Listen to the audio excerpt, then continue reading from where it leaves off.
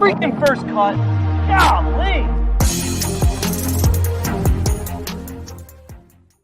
What's up, YouTube? We are about to mega preview pod this week's U.S. Open. It's storylines, it's best bets, it's one and done. Hit the like button. Make sure you're subscribed. We'll jump into it right now. Welcome to the First Cut Podcast.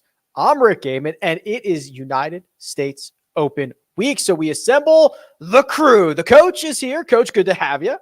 It is where the greatest minds in golf assemble. I want to be with the best competition.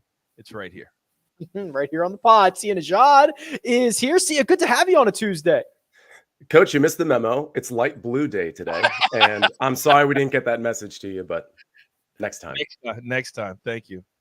Next time. Well, gentlemen, we've got a lot to cover here. We are going to do our storylines. We've got our best bets as usual. And this one and done. The fans vote specifically, Coach. I don't want to reveal who they selected, but I will tell you the fan vote was decided by 2 votes. Every vote counts out there if you're trying to pick the fan one and done.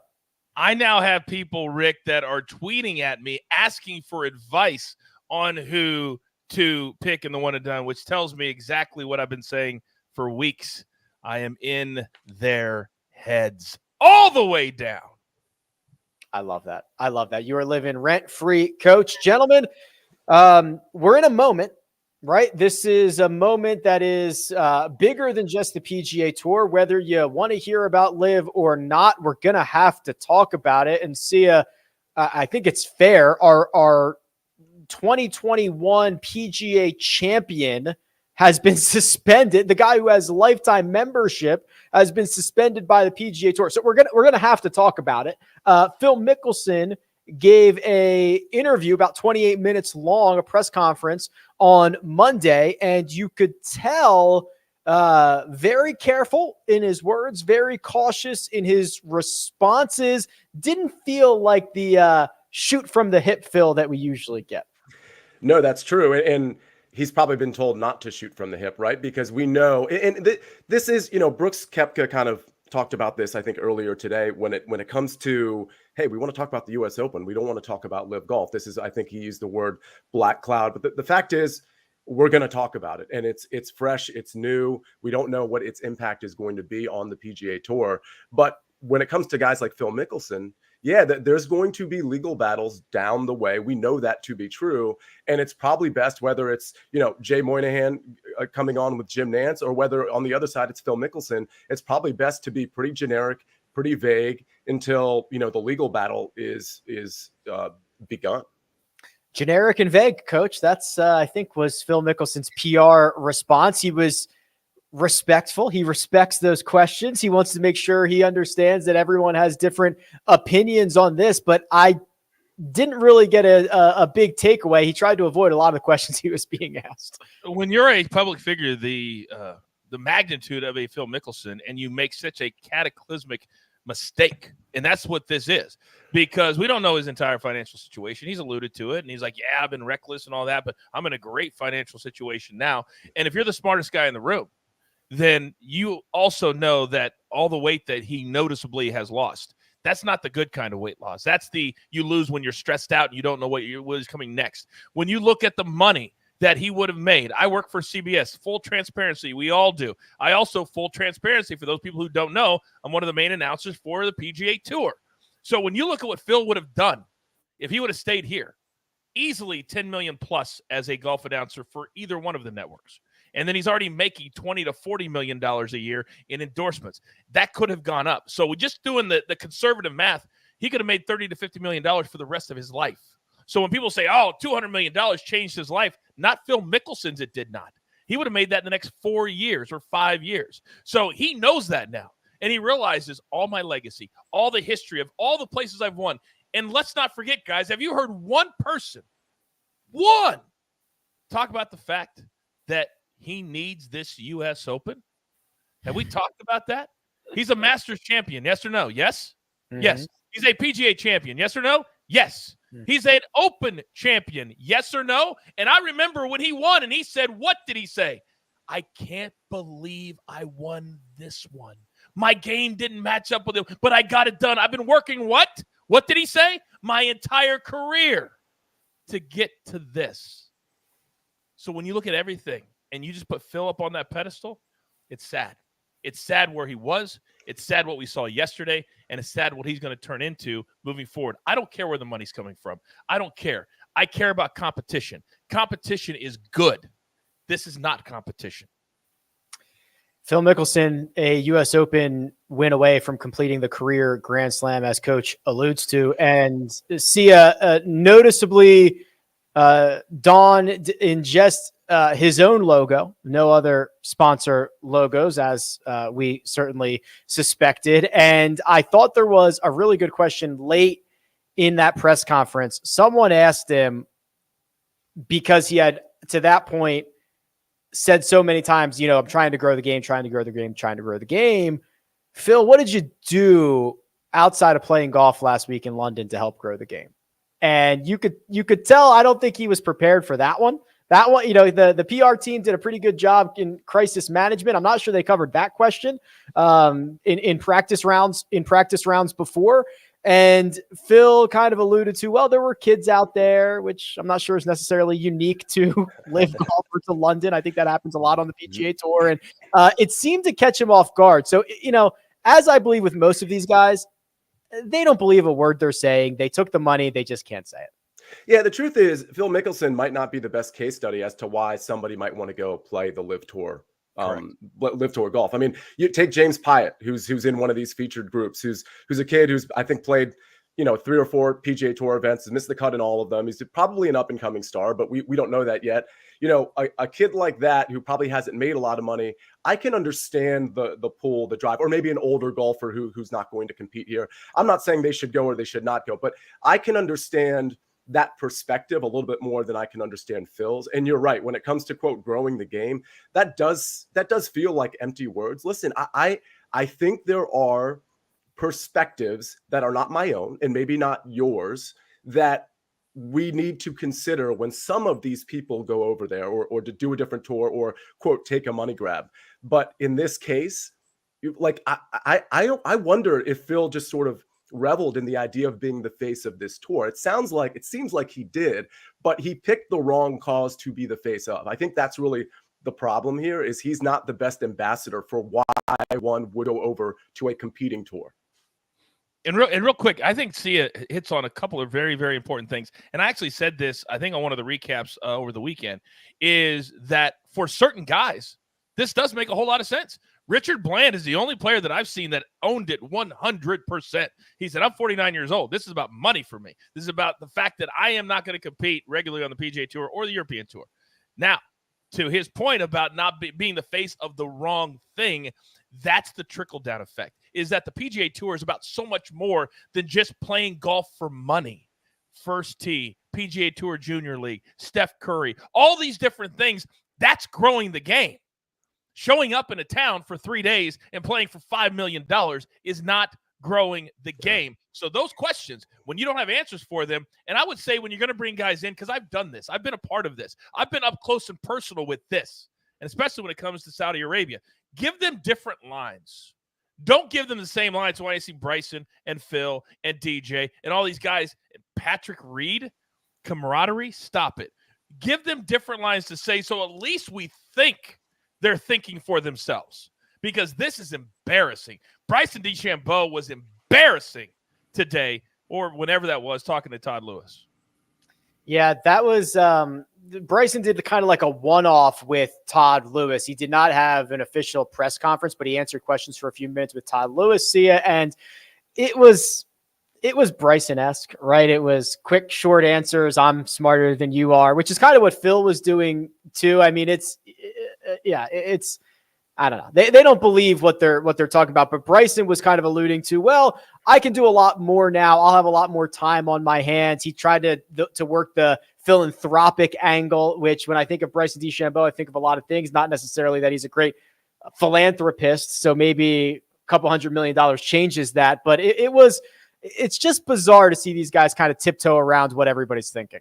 Yeah, when it comes to Bryson's going to Bryson, right? I mean, we talked about it, let's say 6-8 months ago, Rick, when we were talking about the Netflix special, and I think his tagline there for not being on it was, well, I want to give the other people, a spotlight. Like he's like, that's like a philanthropic gesture. Like, oh, let me have these other guys get the spotlight and not me, because I'll suck up all the attention. And the truth is, Rick, and you said this when we talked about it, it was more like, well, Bryson wants to craft his own narrative, and he's afraid that Netflix is going to craft a narrative that is different from his own reality, his own warped reality. And so I think that's what we have here. I think Bryson, speaking of carefully crafted statements, I don't think they're good statements, but they're certainly crafted. And that's what you get out of Bryson DeChambeau. Rick, I did a CNBC podcast earlier today, do a lot of finance. They brought me on because of the US Open. And a couple of guys on there were like, the names, the former major champions, like had really smart guy. But what he was pointing out, and I said, wait, well, stop right there. Stop right there. There is no substitute for two words: star power. Star power. If stars aren't coming, nobody's going to watch. We saw that. I would say if a tree falls in the forest, do you hear it? Did anybody hear Charles Schwartzel win on Saturday? No, because nobody watched. And that's the first week. That's the first weekend. They don't have any stars outside of Bryson. They just don't. And if you don't have star power, people have too much stuff to do to go find a bunch of guys playing a scramble for a bunch of money. We do that all the time. The final thoughts on this, and we can kind of move on to Jon Rahm and obviously Brookline stuff. But the other thing that I thought Phil whiffed on, Sia, was he wasn't very likable. Phil is inherently likable, right? Yes. He says a lot of silly things for the last 30 years, but he's inherently likable. If you are in your first press conference back in 4 months and you know the questions you are going to be asked, it also probably doesn't help to cut off reporters, complain about how many questions they're asking you at once, and just genuinely be a jerk as you're trying to go through this too. Like again, I keep going back to the word bizarre, because Phil is so likable. It was weird to see it like that. Yeah. So as an attorney, I've taken or stood by as counsel maybe 1,000 depositions over a 13-year legal career. And every single one of them, you prep the witness. And usually that prep is like a few days. You try to coordinate schedules and they come in for an hour or two, and you just kind of tell them what questions are coming and here's maybe the response you want to give and that kind of thing.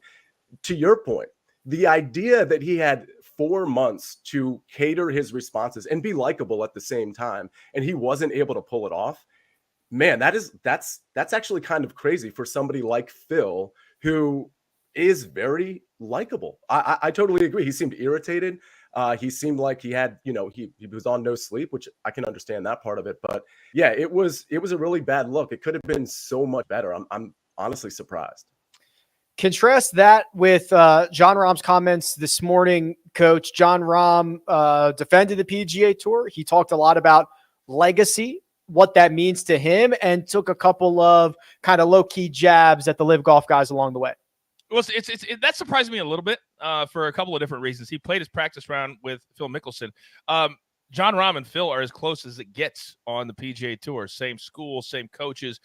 Phil's brother quit at one point because of Jon Rahm. So to hear him say those things, a little surprising, but he has to. He understands that at certain times you have to be a leader in whatever sport that you're playing in, just like a LeBron James or a Tom Brady or a Peyton Manning. When you know your place in the game, you've got to step up and say something. And that is what I would tell all the people that are buying into all of you would take the money. Or I've got a lot of respect for people in the chat. T. Leon, like, listen, I was out there Saturday. I saw how the people reacted to him. He's not going to lose any endorsements long-term. Wrong answer. He already has. And they're not coming back because he left what in America is the biggest golf tour on the planet, and the best one too. And so the things he said, and I've heard his name, I think because of his association with Phil, Rob could be the guy. Not after what he said today. Because if he does, he is going to be crushed because he went all the way to the edge. And that's where he should be, just like Rory, just like JT, just like any of the stars that matter should be. And if they don't get any of the mega stars, this will not be competition. It'll be where a bunch of over-the-hill guys go to make a bunch of money and be fat and happy. And that's the extent of it. But how long is the government going to be happy with no attention to it? Because after the next couple of weeks, we're not talking about this anymore. We are not. And it will be just something they do over there. We'll see how much they like it when nobody's paying attention. the the old guys being fat and happy is kind of what John Rahm was alluding to. See, he said something to the effect of, for most of these guys, it's basically a nice retirement plan. They were close to retiring anyway, and he's not particularly wrong outside of Bryson and still the strangest one to me being Taylor Gooch, but like that's what they've gotten thus far. And Rahm goes on record and says, "Hey, good for you. It's not for me." Yeah, and that's sort of the perspective I was alluding to a few minutes ago. I mean, I think Coach spoke to it too. There are some people where it kind of makes sense if you want to strike, the sort of the moral and ethical aspect of this, and just look at it from a dollars and cents standpoint. And what am I going to do on the PGA Tour versus what am I going to do here financially? I totally get why somebody like Richard Bland, for example, might go over there.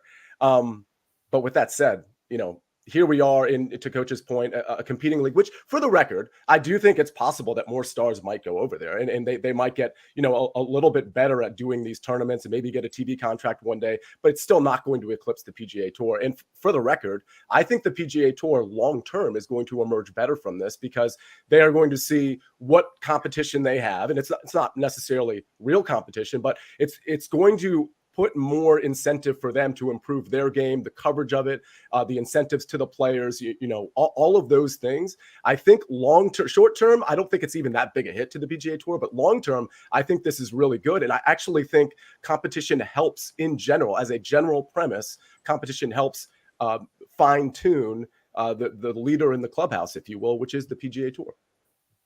I love it. Well, gentlemen, I'm going to work this transition here. We're going to get to our best bets, our one and done, all that fun stuff. But turning our attention to the country club, Coach, this is the United States Open. There's obviously a lot on the line. Last week felt like a major championship. This actually is a major championship. We're going to get kind of the classic USGA setup of narrow fairways and thick rough. And we're going to go back to a place with unbelievable levels of history. I mean, this is shaping up to be at least one of the most memorable major championships that we've had in quite some time. I think that's a great word, Rick. I think with all the factors that are in play this week, that this will be one of the most talked about U.S. Opens when it's all said and done. And the course will be one of the stars. Now, I always watch the press conferences anyway. This week, maybe a little bit extra. But the one thing I took away, and I want people at home to really hear me here, Rory McIlroy, in one of his interviews, said that the thing that surprised him the most at Brookline is how playable the rough was. And normally at the U.S. Open, that's not the case. We saw when Bryson won, he hit it so far down there that they didn't bother to make the rough grow up, and that was to his advantage. And apparently there's more of that the same this week. So it's going to be just like we like it. Really hard, got to hit it straight. But I think it's going to favor long hitters like Rory, like Bryson, like DJ, like these guys that hit it so far down that maybe they can still play out of the rough. And that's something to look for this week. How is this course setting up for you? Is it ruling out everybody but 25 guys like Brooks Koepka seems to think at most of these major championships? No, I mean, I think there's more than maybe 25 that are in play, but I think that's a pretty fair number. And I agree. Listen, I'm definitely looking for guys who have the all-around game, which you could probably say for almost every major. That's interesting that what Coach said about the rough, because I think going into the week, we thought the rough was just going to be extremely penal. Of course, it's going to be penal still, which is why I'm looking for accurate guys and guys that are good around the green because of just the small greens and maybe playing out of the rough more often than not. So I guess what I'm saying is I think there's probably more than 25 guys in play. I think there is room for somebody, and we did the DFS show yesterday, so that's my perspective right now. Somebody in the like low 8K or high 7K range, like for example, Sung Jae Im. Somebody like that. I think you could go all the way down to him in terms of, hey, these are guys that are in play to win this tournament. Well, why don't we just jump head first into this? We'll get to our best bets. We'll get to our one and done selections. But first, we're going to take a quick break and hear a word from our partners. And we're back. The best bets. That's where we go over to Caesars Sportsbook and we scour every square pixel of that website and we come back with the best possible option. We have 2 matchups and a 3-ball. Let's start with the 3-ball. Sia, that's yours. John Rahm over Colin Morikawa and James Piot. Yeah, so it's really just a matchup, right? And no disrespect to James Piot, but he's got no chance here. He's not going to make the cut. He hasn't made the cut on the PGA Tour yet. He was at Live last week. I think he was at T25, which, I don't know where his head was at necessarily, but T25 in that field, not great. So I really truly think this is Rahm over Morikawa. And I'll tell you, Caesars has a good number here because this same exact 3-ball at another prominent betting site, which we won't name, is -140. So I'm just those don't exist. There are no other sites. Caesars. Well, Rick, to the extent they exist, they give numbers that aren't as fruitful as Caesars. So I don't know why you'd shop anywhere else. My point is, I really like Rahm this week in general. I mean, I think the words he used this morning were nice, but that's not really factoring in. I think his game is starting to peak. We know the around the green game was super sketchy as of a few months ago, but he's sort of picked that up. And we know historically his around the green game is just fine. The approach and the off the tee, it's been a little spotty for Jon Rahm, but overall it's been great. So I think we're at a moment where Rahm is peaking, and I don't know that I can say the same about Collin Morikawa. I don't know where he's at. His approach game has been a little sketchy. Obviously, around the green, he can have problems way more than Jon Rahm. So I think you're getting a good number here at -120. -120, Jon Rahm over Collin Morikawa and James Piot. Coach, Jon Rahm also makes an appearance in your best bet, but the other side of things, Rory McIlroy to take him down. I'm using one word this week, and that's motivation. That when I handicap, and we're going to see, last week I nailed my winner, my best bet, my top 5. I hit everything. I swept the board. You're welcome, ladies and gentlemen. But when I handicap, there's always a different reason for my picks. And this week is all about motivation. This week is all about wanting to show others how great you are. And Rory McIlroy did that better than anybody a week ago, just like I said he would right here on the show. And I'm telling you again, this week he is motivated for a lot of different reasons. He hasn't won a major in a very, very long time. Jon Rahm, I called the Mexico Open. I called his win, and he played okay, but it wasn't a tremendous field, and so I don't think he had his A game. Rory McIlroy has his A game. I think Rahm will win Sia's bet on Friday, and I'll win my bet on Sunday. There you go. There's a path to both of these getting there, which would be very exciting. I'm going to go with Cameron Young over Billy Horschel. Billy, we found out, he injured his finger on a boat. That's tough, but he seems to think it's going to be okay. But I don't care either way. See, Cam Young is one of the best drivers on the planet, but he is not a one-trick pony. He has touch around the greens, which usually does not go well. Or those two combinations, bomb it off the tee and have touch around the greens, that's rare. And they're basically the two things that I think are going to be most important this week. I'll take him over Billy Ho. Yeah, it's incredible how good he is with both the ball striking and the short game at this phase of his career. It's truly incredible. I mean, let's say 24 rounds, he's 5th here around the green. His sand saves aren't quite as good, but they're pretty great. I mean, it's pretty good regardless. Off the tee, he's amazing. Approach is pretty good. Yeah, I don't see a problem here, especially coming off of what you mentioned with a potential nagging injury for Billy Ho. Cam Young over Billy Horschel, -120. Rory McIlroy over Jon Rahm, -140. Jon Rahm over Collin Morikawa and James Piot, -120. Those are our best bets for this week. So, gentlemen, we can roll along to our sleepers, our top 10 wagers, and our picks to win. Let's start with our sleepers.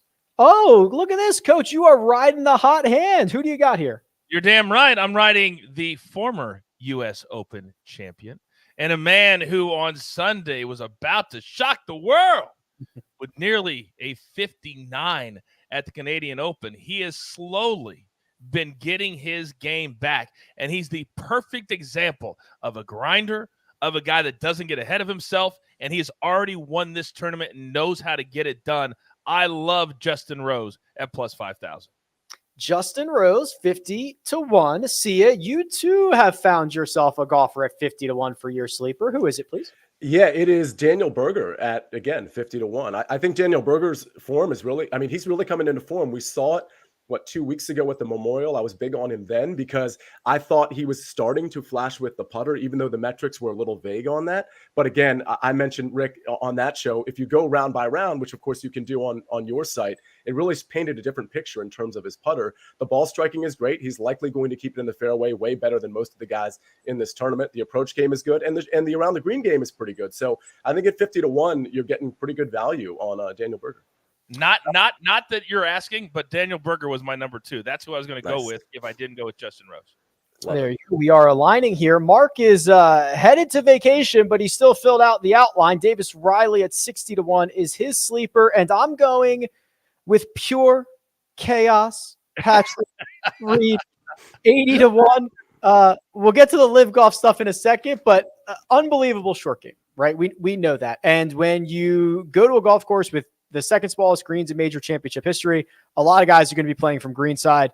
If a lot of guys are playing from greenside, Patrick Reed generally has a leg up. Coach, it would be the heel storyline of the year if Patrick Reed, in his send-off here on the tour before he goes to Portland, was to win the United States Open. Well, and using his words, the camaraderie that he's getting ready to join is something he's looking very to. It's very much like the Ryder Cup. That's exactly what I thought of too, watching that. And also the fact that he texted a bunch of his buddies that morning. We know that's a lie. So when you look at Patrick Reed, the only scenario, and I'm a born heel. Anybody that follows me knows that I love this stuff. I eat it for breakfast. And I thought about this last night. If you get a Rory McIlroy and a Patrick Reed on Sunday morning in the final round or close, or the final group, or close to the final group, can you imagine in Boston a repeat of what we saw in said Ryder Cup all those years ago? Sometimes the golfing gods just make it right. And boy, this would be really, really fun to watch. Whew. Oh boy. Yeah, we could be brewing towards a special one come this weekend. Okay, gentlemen, top 10 picks for this week. Mark is going with Justin Thomas. That is plus 140. Sia, you are going with a golfer who refuses to finish outside the top 10 at U.S. Opens. That's right. And he refuses to finish outside of the top 7 the last 5 years, Rick. It's pretty incredible. I mean, I think you can make the argument that this is a slightly different setup from some of the ones we've seen over the last 5 years. But listen, Xander's coming in with good form. He's been really good on U.S. Open tracks. And I think plus 225 is a pretty good number for a guy who refuses to fall outside of the top 7. That is plus 225 for Xander Schauffele. I'm going with Rahm. Sia, you kind of mentioned this earlier. He's fixed the short game woes that have actually stopped him from winning. This is, a very good setup for him. I'll take plus 165. Jon Rahm. And Coach, I really like the guy that you have chosen to finish inside the top 10. More on him on my card in a second. You have Jordan Spieth.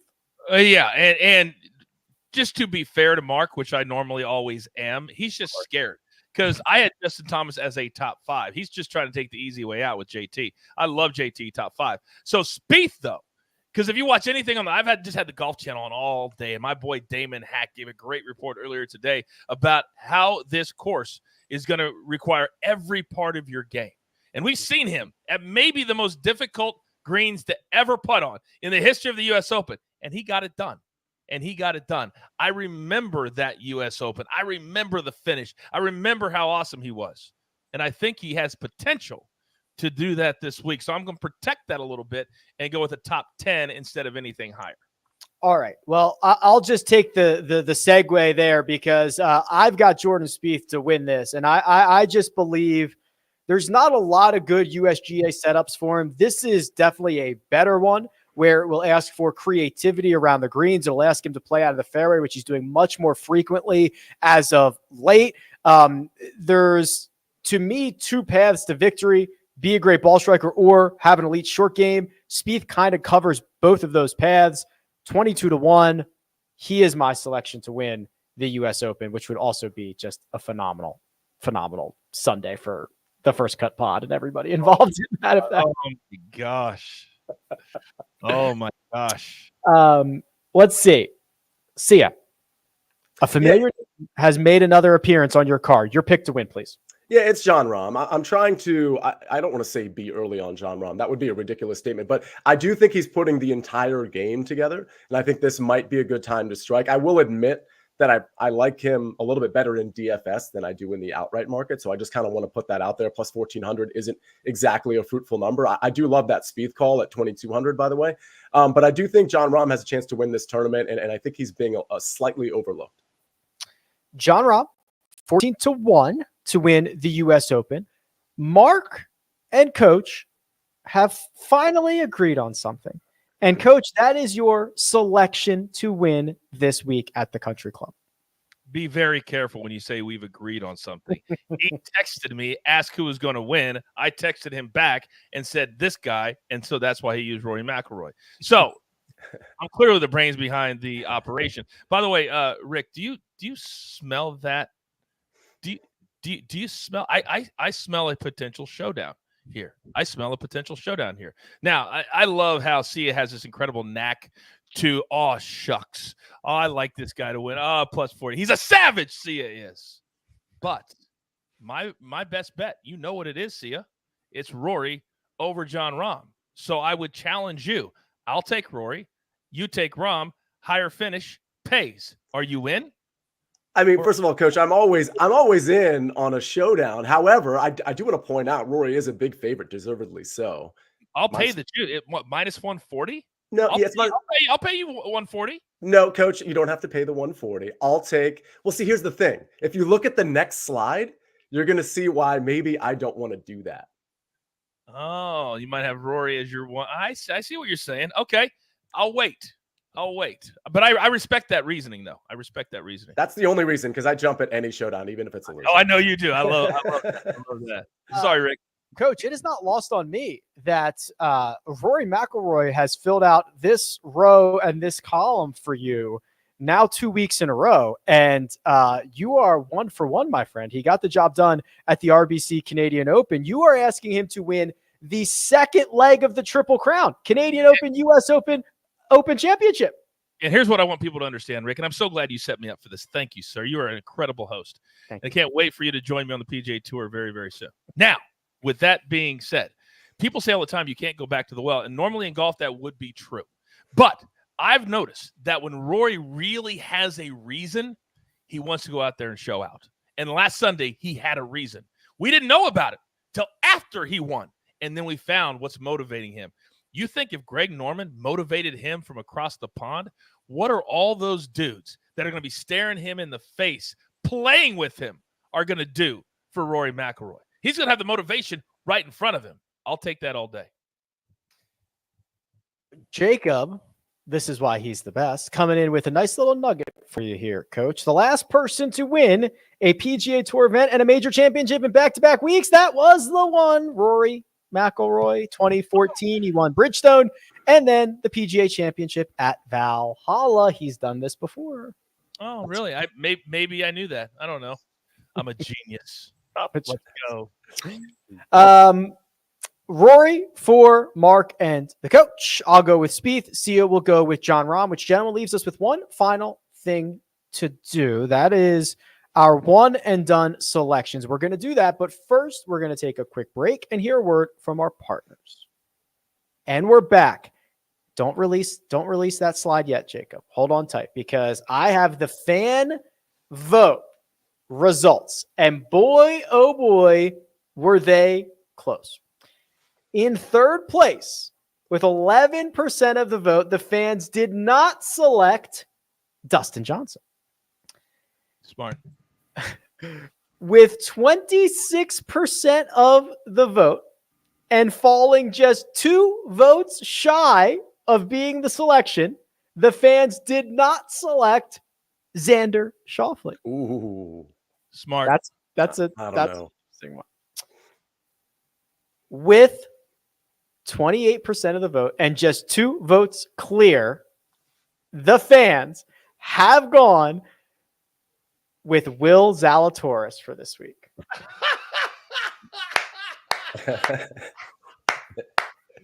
I love the reaction.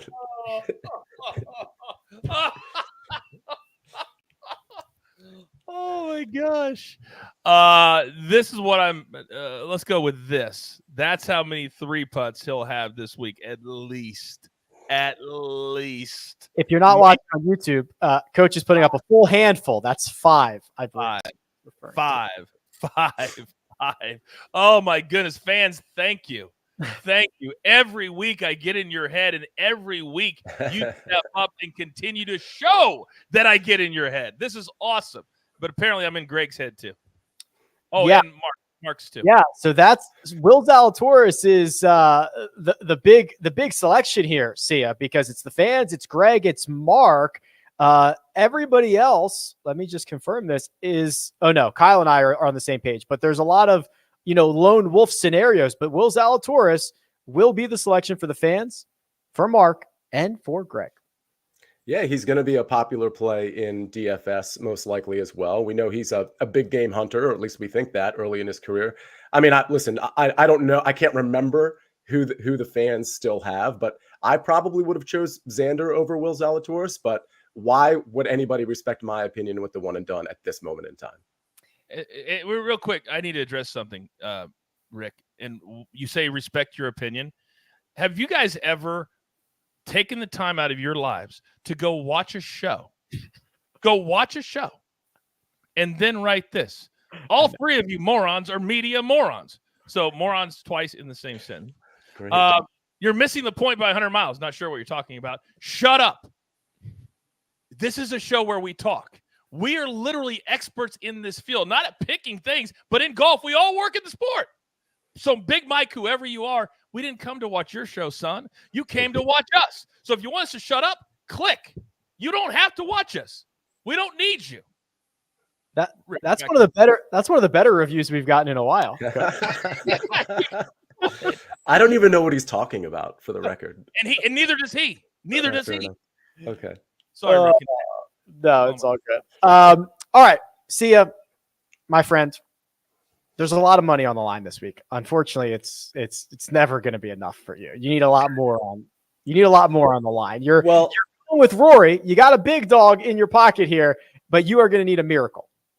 Yeah, I've saved a lot of horses, which clearly is a great strategy. I was debating Rory and Scotty Scheffler. I actually fell on Rory because I do think, this is a very small margin thing, but I think there is going to be a weather advantage to the Thursday a.m. Crowd just from a win standpoint. That could change in 5 minutes, but I'm just throwing that out there. Rory's in the morning. Scotty was in the afternoon on Thursday. But listen, I can reduce this pick to something a wise man once said. People say you can't go back to the well, but you can when you have motivation. He's going to have the motivation right in front of him. That type of endorsement is all I need to validate my one and done, the winner of the 2022 U.S. Open, Rory McIlroy. Sia's a quick learner, coach. He heard that, consumed it, and reiterated it just from like 30 seconds ago. Hey, the great ones take other advice from the great ones. That's just how it works.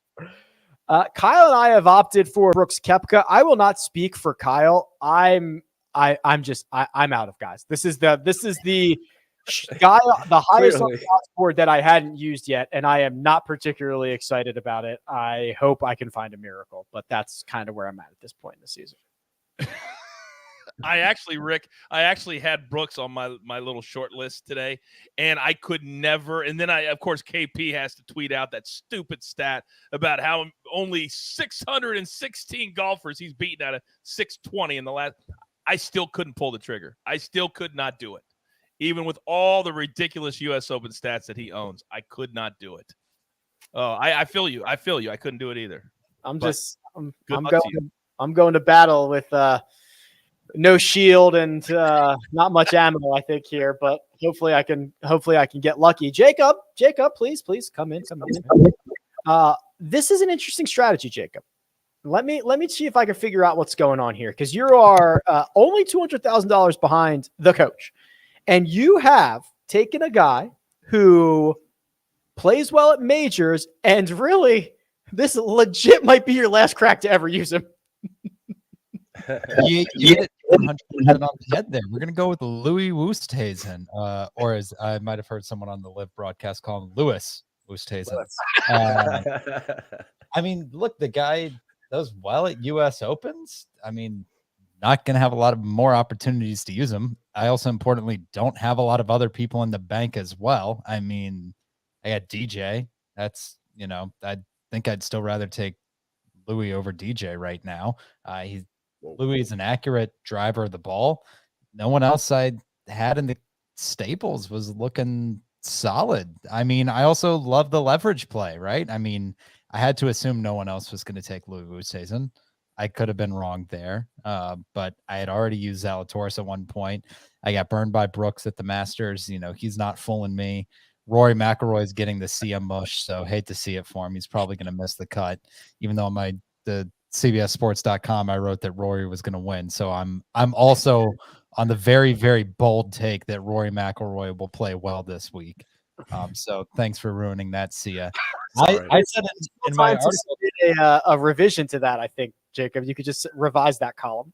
Yeah, I got to go see if that's published. I'll hit up Silverstein and see if we can get that taken down. I mean, Brooks Koepka, like I said, I got burned. I mean, he's a little overtaken by this whole live golf stuff this week. You can tell that's in his head whenever is a guy who famously things don't get in his head allegedly, but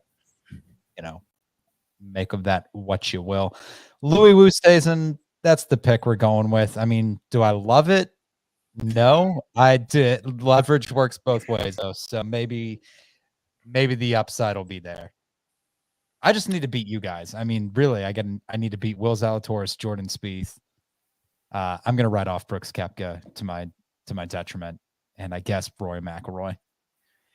Oh boy, Louis Oosthuizen, coach. That's who's in your immediate rear view, and you're rocking and rolling with Spieth this weekend, my friend. I hope you make a lot of money with Jordan Spieth this week.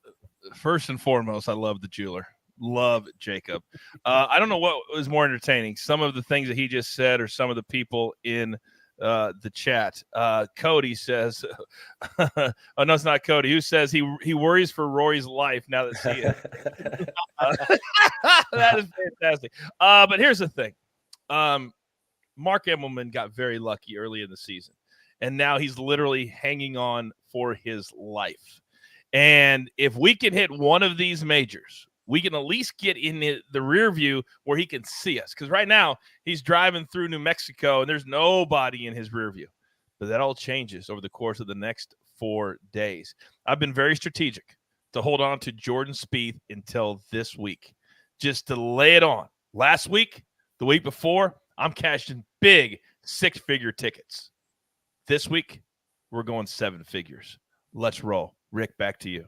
Let's do it. I won't make up ground in the one and done, but I'll be a rich man if Jordan Spieth wants to go out and win this golf tour. I'm willing to accept those consequences. So I'm rooting for you, Coach. So just to recap here, from top to bottom, Mark has gone with Will Zalatoris. Coach has gone with Jordan Spieth. Jacob has gone with Louis Oosthuizen. I've gone with Brooks Koepka. The fans and Greg in order have both gone with Will Zalatoris. Kyle has gone with Brooks Koepka, and Nejad has gone with Rory McIlroy. Those are the official one and done selections for this year's U.S. Open. Gentlemen, any final shots, parting words before we get out of here on what is likely to be a very fun and exciting week of golf?